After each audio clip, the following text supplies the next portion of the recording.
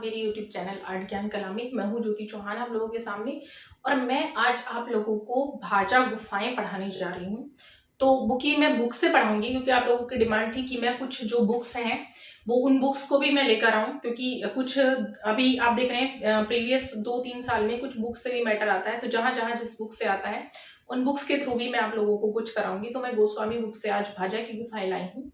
But उससे पहले मैं आप लोगों को आज मैंने जो प्रीवियस वीडियो दिया था उस वीडियो पे कुछ आप लोगों की क्वेरीज आई थी, कुछ आप लोगों के कमेंट्स थे। क्योंकि देखिएगा केवीएस का जो टाइमिंग है वो भी चल रहा है, इंटरव्यू का टाइमिंग चल रहा है। तो आप लोगों के बहुत सारे क्वेश्चंस हैं, आप लोगों की डिमांड है, तो उनका रिप्लाई भी करना बहुत जरूरी है। तो सबसे पहले मैं उन्हीं का रिप्लाई आज करने वाली हूँ।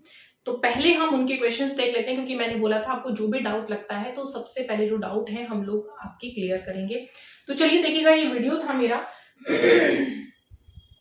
सॉरी देखिए इस पे कुछ कमेंट्स थे और इन कमेंट्स को हम लोग पढ़ लेते हैं। तो टॉप इसमें जो क्वेश्चंस पूछा गया है, देखिए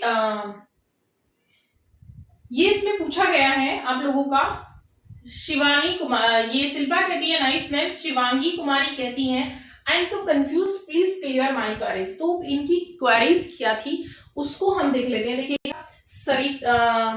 अब इनकी क्वेरीज क्योंकि अभी यहाँ पर शो नहीं हो रही है। सरिता कहती है मैम मैंने BA commercial arts PSHU psychology है, इंग्लिश थी एंड MA पेंटिंग से किया है। KBS में भी मार्क अच्छे हैं बट NBS नॉट एलिजिबिलिटी दिखा रहा है, तो क्या किया जाए। तो देखिएगा इनके लिए मैं बता देती हूं, ये आप लोगों ने कमर्शियल आर्ट्स लिया है, ठीक है, NBS में नॉट एलिजिबल कर दिया है, KBS में एलिजिबल हूं या नहीं। देखिए NBS में नॉट एलिजिबल किया है, उसका रीजन मैं बता देती हूँ। कमर्शियल आर्ट जो है वैसे तो बहुत अच्छी है और आर्ट का ही एक पार्ट है। आर्ट में बहुत सारी चीजें हैं, बहुत सारे सब्जेक्ट हैं, बट अभी भी कुछ लोग अवेयर नहीं है तो इसको आर्ट नहीं मानते हैं। कमर्शियल में भी कौन सी वाली आर्ट है आपके पास, मार्कशीट से पता चलेगा कौन से सब्जेक्ट है, क्या आप लोगों को क्राइटेरिया दिया है। क्योंकि कमर्शियल आर्ट अभी पूरे तरीके से आई भी नहीं है मेरे ख्याल से कुछ कॉलेजेस में, तो हो सकता है इसको नॉट एलिजिबल भी इस बार कर दिया जाए। लेकिन मेरा सजेशन ये है पहले से पहले हार नहीं माननी चाहिए, कोशिश करिए, क्योंकि आप लोगों को ये पछतावा तो नहीं रहेगा एटलीस्ट कि हमने कोशिश नहीं की। कोशिश अपनी पूरी रखिएगा, आप जाइएगा अपने डॉक्यूमेंट्स रेडी करिएगा, वहां पर जाएं और वहां जाने के बाद आप पता करेंगे कि क्या रीजन है, क्यों उन्होंने निकाला है, उनसे पूछिएगा भी। तो सारी क्वेरीज आप लोग अपनी क्लियर करा दीजिए, ठीक है, लेके जाइएगा, हो सकता है हो जाए। नेक्स्ट शिवांगी पूछती है कि ma'am please reply me, I am selected for KBS education interview but I am only graduate in painting, I have no PG in painting, I am eligible for KBS or not. Notification है वहां पर clearly mention है 5 years, 5 years आपको painting में होना चाहिए। आपके पास तो ग्रेजुएशन है, 5 इयर्स नहीं है, ठीक है, तो आप एलिजिबल नहीं है। लेकिन फिर भी आप लोग जाइएगा, आप काउंसलिंग में जाइएगा, क्या होता है क्या नहीं होता है वहां पर बाकी चीजें आपको बाद में पता चलेंगी, ठीक है। अगर एलिजिबल उन लोगों ने कर दिया तो बहुत अच्छी बात है, बट अकॉर्डिंग टू मी आप एलिजिबल नहीं है, ठीक है। नेक्स्ट गोविंद सिंह कहते हैं DSSP में PGT में अप्लाई कर सकता हूँ क्या, एज 32 है। गोविंद सिंह देखिए DSSP का नोटिफिकेशन अभी एक बार आ जाने दीजिएगा, क्या एलिजिबिलिटी क्राइटेरिया है उसका मैं आपको बताऊंगी। क्योंकि 32 वाले उसमें कर इतनी एज तो होती है, उसमें 35 होती है, तो आप एलिजिबल हैं अकॉर्डिंग टू मी कि आप लोग अप्लाई कर सकते हैं, ठीक है। मैम ये पूछ रही है काजल मैम PGT PhD वैकेंसी कब तक आएगा। काजल पहले ये वाली एग्जाम हो जाने दीजिए, उसके बाद आप लोगों की जो वैकेंसी है नेक्स्ट वो भी जल्दी आ जाएगी। बट पहले इसका तो एग्जाम हो जाए, जो ये आपकी 2022 वाली चल रही है, इसका एग्जाम क्लियर होगा, उसके 1-2 महीने बाद ये वैकेंसी आ जाती है, ठीक है। तो वेट कर लीजिएगा, इसका एग्जाम हो जाए उसके बाद। अब नेक्स्ट है मैं KVS से रिलेटेड क्वेश्चंस हैं, बिल्कुल है, क्यों नहीं है, मैं उसी से रिलेटेड लेकर आई हूं आप लोगों के लिए। आप चैनल होगा और डॉग पेट लवर्स, ग्रुप व्हाट्सएप नंबर है क्या डाउट के लिए? देखिए डाउट के लिए व्हाट्सएप नंबर तो है, लेकिन मैं आप लोगों को लाइव कराऊंगी, तो मैं लाइव जो है आप लोगों को दूंगी, जो भी क्वेरीज रहेगी आप लोग उस पर सॉल्व करिएगा, ठीक है? क्योंकि बहुत सारे मैसेजेस आ जाते हैं और आप कुछ लोग ऐसे भी होते हैं कि कुछ फालतू की चीजें पूछते हैं। मैं जबकि बुक्स बता चुकी हूँ, सारे टॉपिक यहाँ पर बता चुकी हूँ, कुछ लोग ऐसे मैसेज करते हैं मैम हमें व्हाट्सएप पे बता दीजिए, हमें कॉल पे बता दीजिए, तो वो पॉसिबल नहीं हो पाता है। क्लासेस भी होती हैं और देखिए जो चीज मैं यहाँ पर यूट्यूब पर दे रही हूँ, फिर उसके लिए आप पर्सनल क्वेरी क्यों, पर्सनल क्वेश्चंस आप नंबर पे क्यों मेरे करते हैं कॉल? उससे तो ज्यादा अच्छा मैं यहाँ पर दे रही हूँ, उसको वीडियो को देखिए, वीडियो को देखने में आपको ज्यादा अच्छे से क्लियर हो जाएंगी चीजें, ठीक है? देखिएगा नेक्स्ट है, किसी ने ये दिया है भावना सिंह, मैम मुझे आपका बैच जो टीजीटी आर्ट का लेना है, तो बिल्कुल आप ले सकती हैं। उसके लिए आप लोगों को क्या करना होगा, मेरा एप्लीकेशन डाउनलोड करना होगा, एप्लीकेशन का लिंक आई होगा इसमें, नहीं होगा तो जैसे ही आप मुझे व्हाट्सएप पे मैसेज करते हैं लिंक ऑटोमेटिकली चला जाता है आपके पास।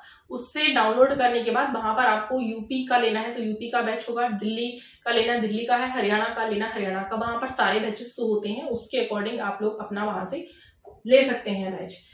करनी सिंह कहते हैं मैम योर कैटेगरी में 132 से कम को इंटरव्यू में भी नहीं बुलाते क्या? नहीं, अरे यार 132 में देखिएगा कैसे बुला सकते, कैसी बातें करते हैं आप। 132 मेरिट गई है तो इसमें 132 से नीचे कैसे बुला सकते हैं? 132 में आप देख रहे हैं बहुत सारे स्टूडेंट्स हैं, इन्हीं में से जो आ जाए, हो सकता है कि अगर उनकी जितनी उनको चाहिए टीचर्स, अगर वो कंप्लीट नहीं होते जिनको जितने चाहिए उसके अकॉर्डिंग वो हो सकता है दोबारा निकाले, बट ऐसा होता नहीं है कि दूसरी लिस्ट निकले, वेटिंग में कुछ आए, अभी तो वेटिंग लिस्ट भी कुछ नहीं है, तो 132 में सिलेक्शन हो जाता है, ठीक है? इससे नीचे तो पॉसिबल ही नहीं है। चलिए अभी शुरू करती हूँ, क्योंकि आप लोगों के जो रिप्लाई थे वो यही थे। अब हम शुरू कर लेते हैं, सीधा सीधा मैं पीडीएफ पे चल लेती हूँ। और तो देखिएगा आप लोगों के सामने है भाजा की गुफाएं, मैंने लिखा हुआ है, तो भाजा की गुफाएं से हम देख लेते हैं इसमें क्या क्या चीजें दे रखी हैं, हो सकता है केबीएस में भी आप लोगों के लिए बहुत ही इंपॉर्टेंट साबित हो। तो देखिएगा भाजा की गुफा की जो गणना है, पहले मैं आपको इसकी पिक दिखा देती हूँ, देखिए यहाँ पर दी हुई है, बट ये ब्लैक एंड व्हाइट में आप लोगों को क्लियर नहीं हो पा रही होगी, तो इसकी एक पिक देख लीजिएगा। देखिए सामने आप लोगों की इसकी पिक्चर्स दे रखी है, ये पूरी पिक्चर्स आप लोगों के सामने है, आप देख सकते हैं कि इसमें कैसे यहाँ पर इसका द्वार है और कैसे ये गुफाएं बनी हुई है। यहाँ से ये देखिए पिलर के रूप में खड़ा हुआ है, ये गेट है इसका, इस गेट में भी देखिए किस किस तरह से ये बनी हुई है, ये नीचे खिड़कियां टाइप की दरवाजे से लगे हुए हैं। यहाँ पर ये थोड़ी सी ये कलाकारी यहाँ पर दिखाई गई है, देखिएगा तो क्लियरली आप देख सकते हैं, इसको ध्यान से देख लीजिएगा। इसके बाद मैं आप लोगों को पढ़ाती हूँ। देखिए यहाँ पर भी कटिंग करके इसमें डिजाइन दिया गया है, यहाँ पर भी आप देख सकते हैं और ये ढकी हुई है मिट्टी से और जो घास है उससे ये ढकी हुई है गुफा, ठीक है? अब हम चलते हैं नेक्स्ट आप लोगों के पीडीएफ पर मैं आ जाती हूँ, तो चलिए इसके पीडीएफ से थोड़ा सा हम पढ़ लेते हैं। देखिएगा भाजा की गणना, भाजा जो गुफाएं हैं इनकी गणना विश्व के भाजा की गणना नासिक वर्ग की गुफाओं के अंतर्गत होती है, महाराष्ट्र के पुणे में स्थित है। सबसे पहली बात आती है कि आखिर ये जो गुफाएं हैं ये कहाँ स्थित है, तो ये कहाँ स्थित है? महाराष्ट्र के पुणे के जिले में कार्ले, कार्ले जो गुफाएं हैं आपकी, भाजा कार्ले की जो गुफाएं आती हैं, तो यहीं पर कार्ले की गुफाएं भी हैं, तो कार्ले की गुफा मैं नेक्स्ट वीडियो में लेकर आऊंगी। तो कार्ले से देखिएगा 4 मील दक्षिण में भाजा की गुफाएं स्थित है, ये चित्र है इसका, मैंने अभी आपको दिखाया था, तो 4 मील की दूरी पर है, ठीक है? 4 मील की दूरी पर है। यह स्थान द्वितीय शती ईसा पूर्व, ये जो स्थान है जहां पर ये गुफाएं हैं, द्वितीय शती ईसा पूर्व में बौद्ध वास्तु का केंद्र बना। मतलब ये जो गुफाएं हैं ये दूसरी शती ईसा पूर्व कभी ये बौद्ध धर्म का केंद्र था, जहां पर ये गुफाएं आती हैं। इसके अंतर्गत बिहार, चैत्यगृह तथा 14 स्तूप का समूह है। अजंता में आप लोगों ने पढ़ा था बिहार और चैत्य गुफाएं, सेम यहाँ पर भी है। तो देखिए जहां पर इसका मतलब भगवान बुद्ध की बात की जाती है वहां पर बिहार और चैत्य गुफाएं आना संभव है, ठीक है? तो यहाँ पर भी देखेंगे आप बिहार और चैत्य गुफा, इसके अंतर्गत बिहार है और चैत्यगृह है और 14 स्तूप का समूह है। तो स्तूप भी किसका प्रतीक माने जाते हैं? स्तूप भी भगवान बुद्ध से ही जुड़ा हुआ है। ठीक है, तो 14 स्तूप हमें यहाँ से मिलते हैं। यहाँ चट्टान को काटकर एक आयताकार कक्ष बनाया गया है। ये क्या है, ये जो चित्र आप देख रहे हैं, अभी जो पेंटिंग्स मैंने दिखाई थी पीछे, इसी की फोटो दिखाई थी, तो वो एक आयताकार चट्टान थी, सॉरी जो एक चट्टान थी उसको एक आयताकार कक्ष के रूप में बनाया गया है। ठीक है, एक आयताकार कक्ष के रूप में बनाया गया है। क्लियर है। अब देखिएगा, जिसमें छोटे छोटे कक्ष भिक्षुओं के उपयोगार्थ बने हुए हैं, मतलब जो छोटे छोटे कक्ष बने गए हैं वो भिक्षुओं के उपयोग की दृष्टि से बनाए गए हैं, भिक्षुओं के उपयोग के लिए बनाए गए थे। ठीक है। बिहार, भाजा बिहार का मुखमंडप 17 फीट 6 इंच लंबा है। कितने इंच? 17 feet 6 inch. जो यहाँ का जो बिहार गुफा है, भाजा की जो बिहार है, उसका जो मुखमंडप है वो 17 फीट 6 इंच लंबा है। ठीक है। अब मैं इसको थोड़ा सा आप लोगों का इसका जूम कर देती हूं और आगे इसमें दिखाती हूं। देखिएगा, इसका जो बिहार है, बिहार मैंने बताया था, इसका बिहार 17 फीट 6 इंच लंबा है और भीतर का कक्ष, मतलब जो इसके अंदर जब आप जाएंगे तो इसके अंदर का जो कक्ष है वो आप देख सकते हैं 16 फीट 7 इंच, 16 फीट 7 इंच क्या है, लंबा है। अंदर का कक्ष 16 फीट 7 इंच और जो बिहार का कक्ष है वो 17 फीट 6 इंच, तो काफी बड़ा है, ऊंची गुफाएं हैं। भिक्षुओं के लिए कोठरियां बनाई गई थी। कोठरियां मतलब गुफाओं की तरह ही होती हैं, तो वो कोठरियां बनाई गई थी भिक्षुओं के लिए। अब देखेंगे इसमें प्रत्येक कोठरी में विश्राम के लिए पत्थर की चौकी लगी थी, पत्थर की चौकी बनाई गई थी। तो विश्राम करने के लिए किस प्रकार की चौकी बनी थी? पत्थर की चौकी बनाई गई थी। किसके लिए बनाई गई थी? तो बौद्ध भिक्षुओं के लिए ये चौकी बनी थी। ठीक है। अब देखिएगा, भाजा की इस गुफा विहार को अलंकृत करने वाला मूर्ति शिल्प प्रभावशाली है, मतलब इसमें जो अलंकृत मूर्ति शिल्प है वो बहुत ही इफेक्टिव है। मूर्तियों में देखिएगा, मूर्तियों को उकेरी द्वारा उभार कर बनाया गया है, मतलब इसका लाइन का अर्थ मैं बता देती हूँ। इनको उकेरा गया है और बाहर की तरफ उभार कर बनाया गया है, उकेरा गया है और उभार कर बनाया गया है। आकृतियों को विविध आभूषणों से सजाया गया है, तो यहाँ पर जो आकृतियां बनी हैं उनको आभूषण से सजाया गया है।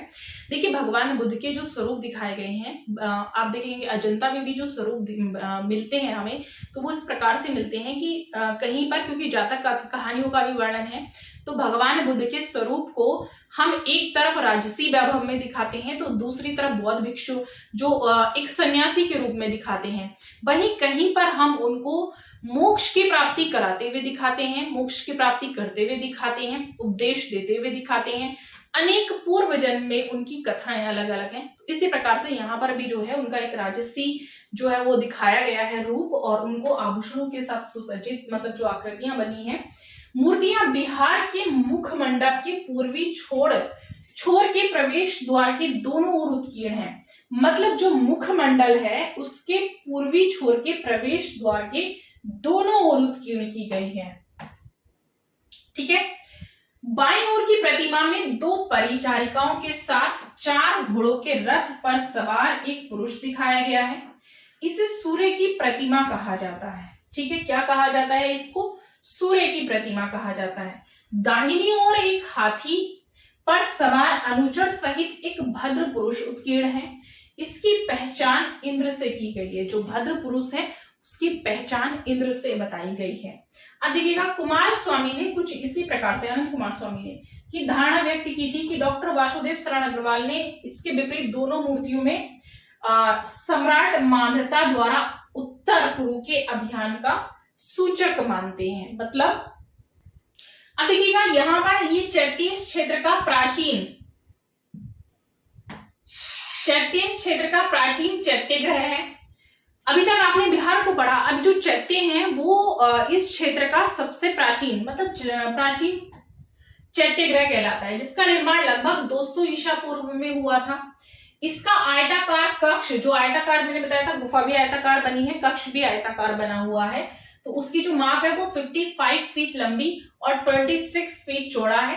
मंडप के प्रत्येक स्तंभ की जो ऊंचाई है, जो मैंने दिखाया था ना, ये पिलर खड़े हुए अंदर की तरफ भी। तो उनकी जो ऊंचाई है वो कितनी है, 11 फीट है। कितनी है, 11 फीट ऊंचाई है। इसकी गज पृष्ठाकार जो छत है वो ऊपर से 29 फीट ऊंची है। जो छत मैंने आप लोगों को दिखाई थी वो 29 फीट ऊंची है। स्तूप का जो निर्माण है उसका, स्तूप का निचला भाग गोल तथा ऊपर का अंड भाग लंबोतरा है। देखिए अगर आप देखें तो ये देखिएगा, ठीक है। तो इसका जो भाग है आप देख रहे हैं इस तरह से है, और इसका जो ऊपर का भाग देख रहे हैं वो भी आप देख रहे हैं किस तरह से फैला हुआ है। और नीचे देखिए पिलर आपको दिख रहे हैं अंदर की साइड। तो बड़े ही उस समय का जो स्थापत्य अगर आप देखेंगे तो बड़ा ही विचारणीय है। मतलब मैं कहूंगी कि आज के समय जैसे जो टेक्निक उस समय अवेलेबल थी तो उसकी कल्पना करना भी बड़ा मुश्किल काम है। पता नहीं किस तरीके से बनाई गई थी उस समय जब मशीनें भी नहीं थी। बिना मशीनों के छेनी और हथौड़े से बनाई गई ये चीजें हैं। आप देख सकते हैं बहुत ही प्राचीन धरोहर हमारी है। चलिए अब मैं आगे इसमें थोड़ी सी आपसे बात कर लेती हूँ। तो आपने देख लिया स्तूप का जो निचला भाग था वो गोल था, ऊपर का जो है वो लंबोतरा है। स्तूप के पहले छत्रयुग काष्ठ हर्मिका। इस चैत्य का द्वार कीर्ति मुख। कैसा है इस चैत्य का द्वार, कीर्ति। देखिएगा इस चैत्य का द्वार कीर्ति मुख है और काष्ठ से विभूषित था, मतलब लकड़ी से विभूषित था, लकड़ी से उसको सजाया गया था, ठीक है। अब देखिएगा मुखमंडल में पाषाण और काष्ठ शिल्प का परस्पर संयोग पर्याप्त प्रभावशाली है। तो पहले जो प्रयोग होता था वो पत्थर का बहुत होता था, पत्थर और काष्ठ का, दोनों ही चीजें हमें यहाँ से मिलती है। इसे मूर्ति शिल्प की दृष्टि से सादा ही कहा जाएगा। अगर हम मूर्ति शिल्प की दृष्टि से देखें तो इसको सिंपल ही मानेंगे। मात्र मंडप के स्तंभों पर 5 मांगलिक चिन्ह हमें प्राप्त होते हैं, त्रिरत्न, नंदीपद, श्रीवत्स चक्र और बीच में मस्तक और कमल को घेरे हुए त्रिरत्नों का मंडलाकृति घेरा बना हुआ। ये बहुत ही इंपॉर्टेंट लाइन है, बहुत अच्छी लिखी गई है। तो आप लोगों के सामने है, आप लोग इसको कर सकते हैं। स्तूप में देखिएगा क्या है, चैत्य गृह से कुछ दूर अनेक आकारों के 14 ठोस स्तूप हैं। कितने, 14 मैंने शुरू में बताए थे। स्तूप कितने मिलते हैं हमें, यहाँ से 14 मिलते हैं। इसमें अंडभाग, स्तूप में अंडभाग होता है। जैसे आप देखेंगे जो स्तूप की संरचना है तो ये वाला जो भाग होगा वो हमारा अंडभाग कहलाता है, ठीक है। तो स्तूप में अंडभाग के ऊपरी भाग पर वेदिका, कि इसके ऊपरी भाग पर वेदिका का अलंकरण है। सबसे बड़े स्तूप की छत्र छाया का दंड प्रस्तर था और शेष स्तूपों में क्या बनाया गया है, काष्ठ का था। जो बाकी के स्तूप बने हुए हैं वो काष्ठ का था, ठीक है। और लघु स्तूप के ऊपर एक अलंकृत शीर्ष बना हुआ है। क्या शीर्ष बना है, अलंकृत। मतलब मेन विशेषता आप लोगों ने देखी यहाँ पर। कुल मिलाकर आप देखते हैं कि भाजा गुफा में अलंकृत चीजें हमें मिलती हैं, चाहे वह काष्ठ से है, चाहे वह पत्थर से है, चाहे गुफाओं की बात की जा रही है। स्पेशली अगर मैं बात करूं तो यहाँ पर मूर्तियों को, स्थापत्य को बड़ा अलंकृत करके बनाया गया है। फिर भी हम इसको कहते हैं ये सादा है, ठीक है। तो क्लियर है आप लोगों को। ऐसे ही आपको वीडियो कैसा लगा तो मुझे जरूर बताएंगे, और इससे जुड़े हुए जो भी आप लोगों को क्वेश्चन करना है वो आप मुझे कमेंट बॉक्स में कर सकते हैं। मैं नेक्स्ट वीडियो में उनको पूरी कोशिश करूंगी शॉर्ट आउट करने की। नेक्स्ट में मैं कार्ले की ऐसे ही गोस्वामी जी की बुक से ही मैं लेकर आऊंगी, क्योंकि इनकी बुक्स की कुछ डिमांड मेरे पास काफी ज्यादा थी कि मैं बुक से लेकर आऊं, तो वैसे ही मैं बुक से लेकर आऊंगी। अदर भी आज आपको जो भी बुक्स की पढ़ना हो तो आप मुझे बता सकते हैं, मैं उसको यहाँ पर शॉर्ट आउट करा दूंगी, ठीक है। बताएंगे जरूर वीडियो कैसा लगा। मिलते हैं नेक्स्ट वीडियो में, तब तक के लिए थैंक यू।